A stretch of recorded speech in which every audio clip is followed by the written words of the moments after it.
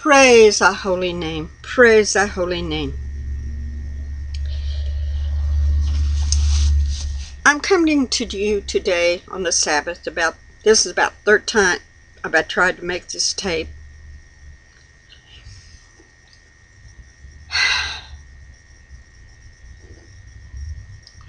Your will be done, Father. You speak the words and not me.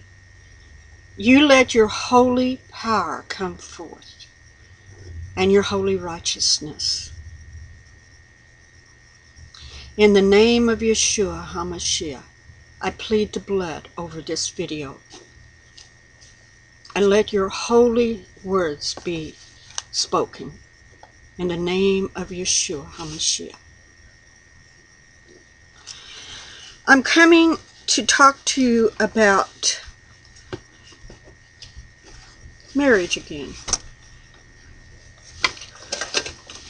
And how does Yahweh God really see marriage? We as human beings see it as a natural thing, consumed around sexual desires as well as love for one another. But marriage is more, far more than what goes on in the bedroom. Marriage is a coming together. It is a holy contract, a holy word that's come together in Yeshua.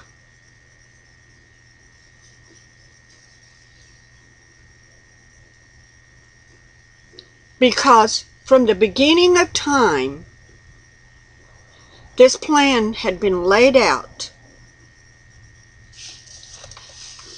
And the concept of marriage and the holy contract of marriage began all the way back in the beginning.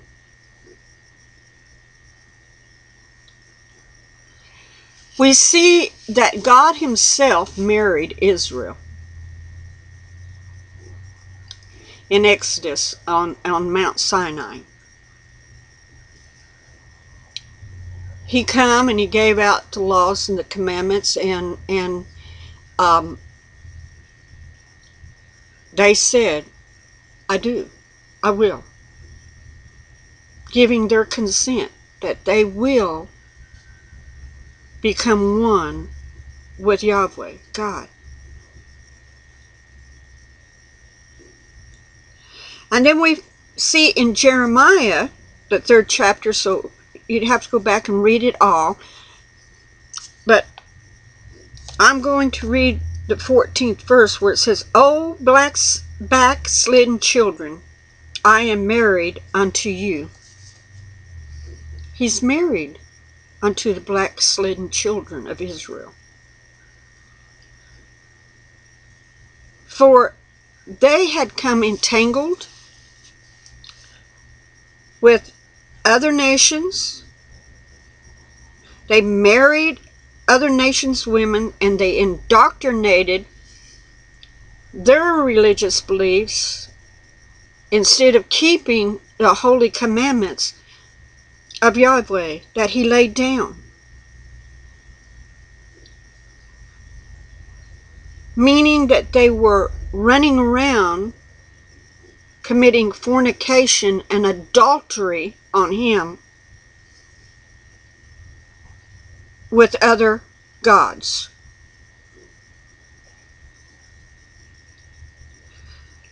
So He would punish them. They'd cry out to Him, oh husband, take me back, forgive me. I'm ad-libbing now. And when they cried enough, He would go, okay, and He'd take them back. Then again, they'd go out whoring around on Him again. He'd have to chastise them and destroy them again.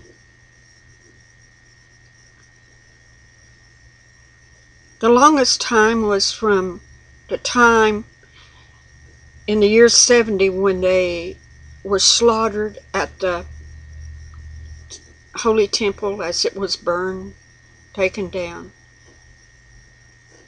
And finally, in 1948, he brought them back to the land, remarrying them, taking them back. But yet they don't fully come back because some still hang on to the world, committing adultery with the world. But he loves them. They are his wife. Now we see that marriage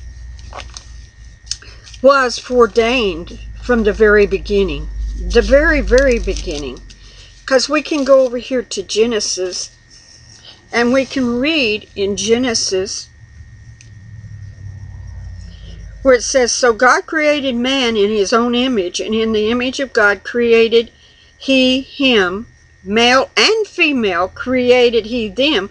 For God blessed them, and God said unto them, Be fruitful and multiply, and replenish the earth, and subdue it, and have dominion over the fish of the sea, and over the fowl, and over the air, and over every living thing that moveth on the earth."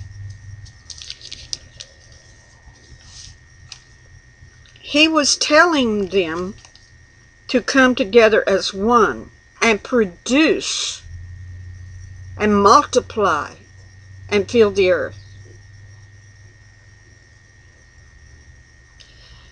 And we can see in Genesis 2:23, and Adam said, "This is now bone of my bone, and flesh of my flesh. She shall be called woman, because she was taken out of man." We see that Adam realized that the woman was made to be his helpmate, because he had named all the animals and everything, and there was no suitable helpmate. But God made a helpmate for him.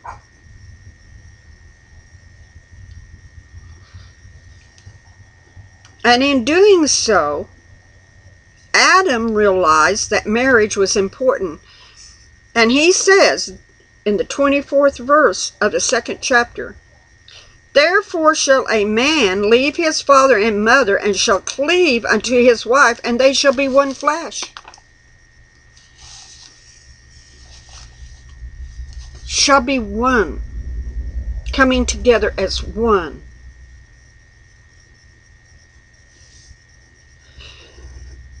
Now in Hebrews it tells us very plainly, marriage is honorable in all, and the bed undefiled. Scooter, stop it! They get in there barking and playing. But the marriage bed is undefiled. But whoremongers and adulterers God will judge. In other words, when you come together in marriage, you got to be faithful to that person that you married. You have taken a covenant contract, just as God took a covenant contract with Israel and become her husband, and she become his wife. In the literal sense of the word. I'm in here, honey, making a video. So we have to learn what the marriage contract is all about. That it is a holy, constitutional, heavenly contract between a man and a woman, sealing their lives together.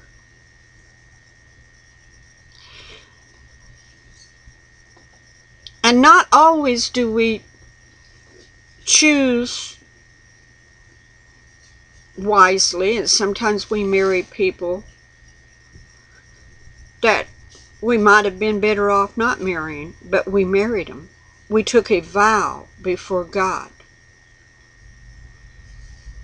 And maybe that mate has not always been faithful. Israel sure hasn't been faithful to Yahweh, but he's still married. He's married to the backslidden children of Israel. He's married to them. There is no writ of divorce in his books. He married them. And even though he divorced them at one time, but he took them back. He didn't go out and find a new mate. He didn't go out and find a new group of people. He went back and he took Israel back. This is how important marriage is to him. The concept of marriage is based. That's the reason why in Matthew 5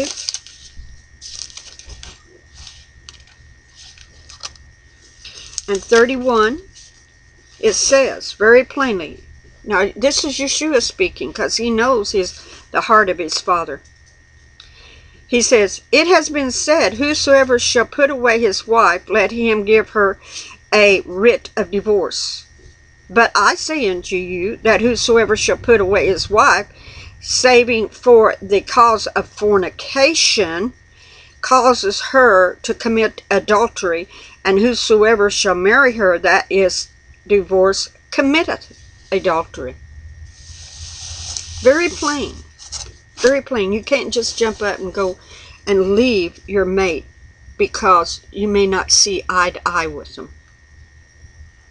Because this covenant is a contract that God created between man and woman, and between him, himself, and man on Mount Sinai, and woman. I want you to go over to Ephesians now.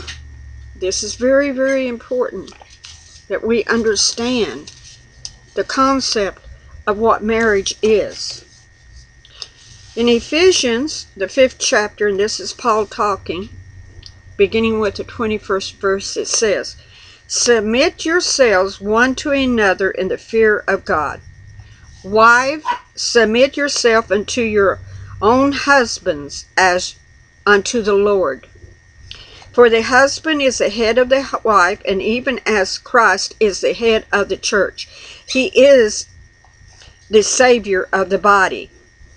Therefore, as the church is subject unto Christ, so let the wives be to their own husbands in everything. Husbands, love your wives, even as Christ also loved the church, and gave himself for it, that he might sanctify and cleanse it with the washing of water by the word, that he might preserve it to himself, a glorious church, not having spot or wrinkle or any other thing, but that it should be holy, without blemish.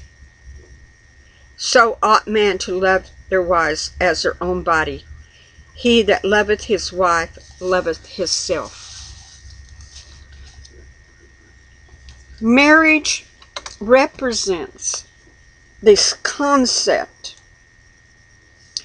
of Yeshua, Jesus Christ, and the church, or the bride.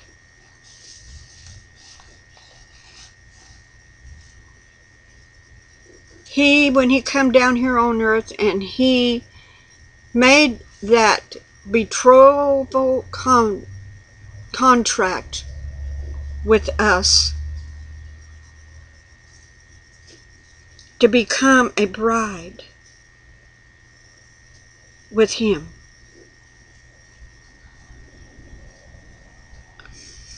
Think about it. A marriage to Yeshua himself. Are you going to become displeased with him and want to get a divorce and run away? I'm talking about to men and women that make up the body of the bride. We need to understand that marriage is a holy, holy contract, a holy concept set by God Himself from the foundations of this world. He didn't make it up yesterday. He didn't make it up today. But it is a holy contract that He established here on earth at the beginning of creation. Now, I'm going to go to Matthew, the 22nd chapter. And this is what Yeshua is saying. The kingdom of heaven is like unto a certain king which made a marriage for his son. And he set forth his servants to call them, that they were bound to the wedding, bidded to the wedding, and that they would not come. So he called a group out to come to the wedding, but they didn't come. And again he sent forth servants, saying, Tell them which are bidded, Behold, I have prepared my dinner. My ox and my family fatlings are killed, and all things are ready. Come unto the marriage. But they made light of it, and went their way, one to his farm, another to their merchandise, and the raiment took his, and entered them. Women. And the raiment took his servants, and entreated them spitefully, and slew them. So we see here the king, God, sent forth the servants for a marriage. I believe that he sent forth this to say, the wedding is ready. Everything is ready. But when the king heard, therefore he was wrath, and he sent forth his armies, and destroyed these murderers, and burned up their cities. Well, that's kind of what happened when Jerusalem was destroyed, and they were scattered. Then said he to his servant, The wedding is ready, but there which were bid were not worthy. Go ye therefore into the highways, as many as ye shall find, bid to the marriage. So this servants went out into the highways, and gathered together all as many as they found, both bad and good, and the wedding was furnished with guests. So it was so important, a marriage is so important, that Yahweh God sent out messengers to the highways and the byways of nowadays, saying, Come in, bad or good, come on in, come on. And when the king came in to see the guest, he saw there was a man which had not on a wedding garment. Now when they come to the wedding, you must put on a wedding garment, clean and pure and holy. And he said unto him, Friend, how comest thou in here not having a wedding garment? And he was speechless. This man was speechless, like, I don't know. Then he said to the king, Then said the king to the servants, Bind him hand and foot, take him away, and cast him into outer darkness, and there will be weeping and gnashing of teeth. For many are called, but few are chosen. Why would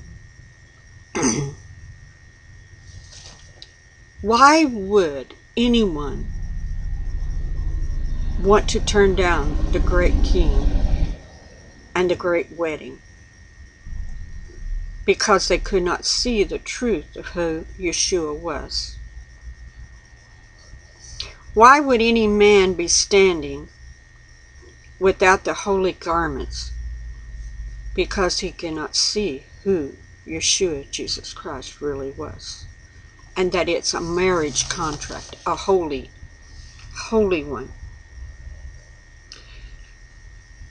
That's why when anyone gets married, they are entering into a holy contract with another person in the face of God. Let's read Matthew 25, 1 to 13. Then shall the kingdom of heaven be like unto 10 virgins, which took their lamps, went forth to meet the bridegroom. 5 of them were wise, and 5 were foolish. They were foolish, took their lamps, and took no oil with them. So they took the lamps, but they didn't take no oil with them. While the bridegroom tarried, they all slumber and slept. That means the wise and the foolish all lay there asleep. And at midnight there was a cry made, Behold, the bridegroom cometh, go ye out to meet him. Then all the virgins arose and trimmed their lamps. And the foolish said unto the wise, Give us of your oil, for our lamps are going out. In other words, their lamps that were full with oil, they left them burning while they were sleeping, and they were about to go out.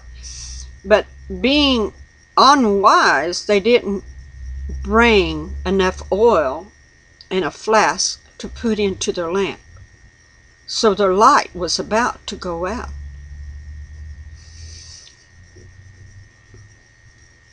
And the wise answered, saying, Not so, lest there be not enough for us and you. But go ye rather to them that sell, and buy for themselves. So, yes, they heard the sound. The bridegroom is coming, and they woke up and they trimmed their lamps, and the wise filled them up, and getting ready, and they realized that when the foolish asked this question, they would not have enough oil for them and them. So what they did, they said, No, you go out and buy. And while they went to buy, while the foolish went out to replenish the oil, the bridegroom came, and they were ready, went in with him to the marriage, and the door was shut. So we see that here it is, the marriage is ready. The bridegroom has come. The bride that is wise with her escorts will be taken. But these foolish ones that was not prepared in all ways and in all things with the anointing of the Ruach Kadesh, what happened to him? It says, Afterwards came unto also the other virgins, and saying, Lord, Lord, open to us. But he answered and said, Verily I say unto you, I know you not. Watch therefore, ye know nothing, neither the day nor the hour when the Son of Man cometh. So we don't know what hour he comes. Everyone heard, the bridegroom cometh. The wise and the foolish heard it. They jump up really quick and they start cleansing. But the foolish was not prepared and ready. In other words, they have let the world come in and steal their victory with lying of false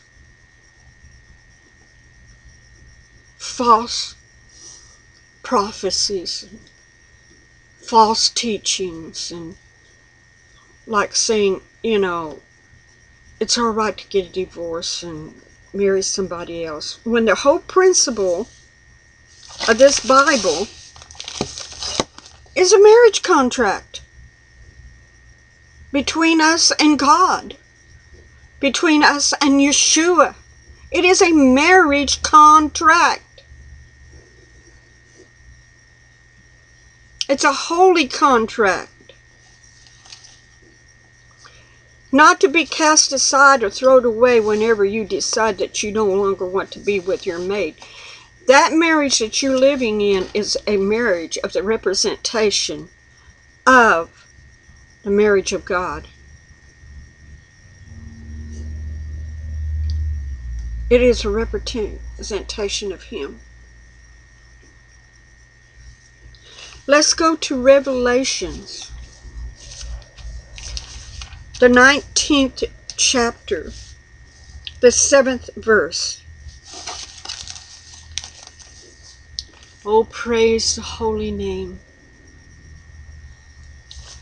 It says, "Let us be glad and rejoice and give honor to Him, for the marriage of the Lamb is come, and His wife hath made herself ready. And to her was granted that she should be arrayed in fine linen, clean and white, for the fine linen is the righteousness of the saints. And He said unto me, Write, Blessed are they which are called unto the marriage supper of the Lamb. And He said unto me, These are the true sayings of God." So, what does God think about marriage?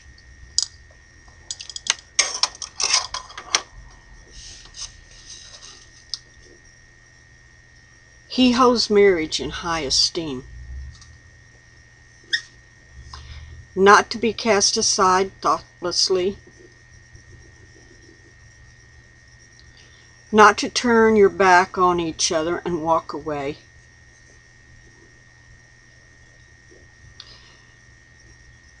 For we are called out and chosen to be holy, a holy nation to Him. We find in Peter where it says we are to be a holy nation to Him. Holy in every way, pure in every way. And I know that it is hard when you may be married to a person that is not spiritually alive but by you standing firm.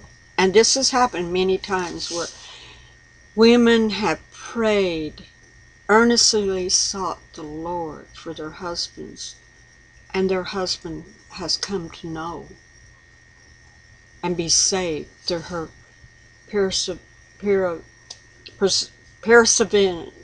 Can't even say the word. Anyway, her keep on going. Just, you know. And there has been men that's held out and prayed for their wives. And the same thing. Because of that holy marriage. Because of that holiness that's in the basic concept of marriage from God Himself, Yahweh, that He will bless that marriage, that He will bless it, especially when you have one of them that are hanging in there and praying and pleading the blood and over their mate.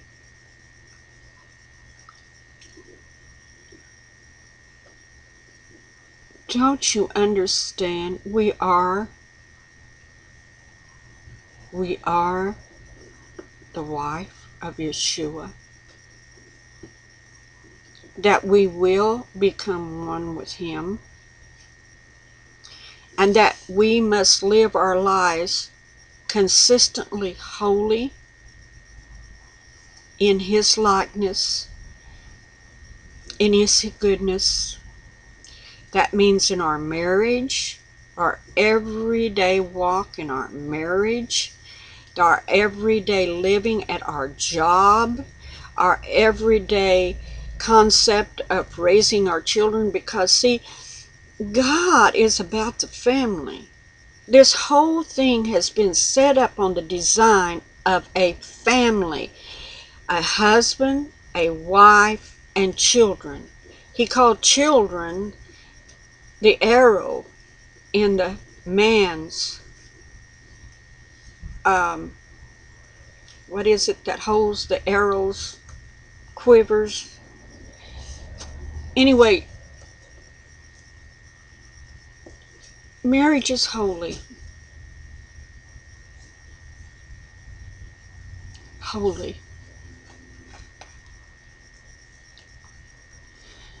We need to reach out to our mates in love.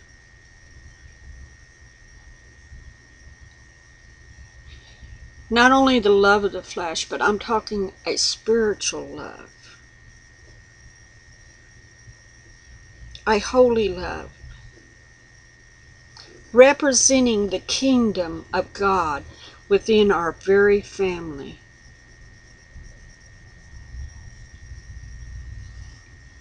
This is what God sees in marriage. A family coming one with Him. Holy, acceptable before Him.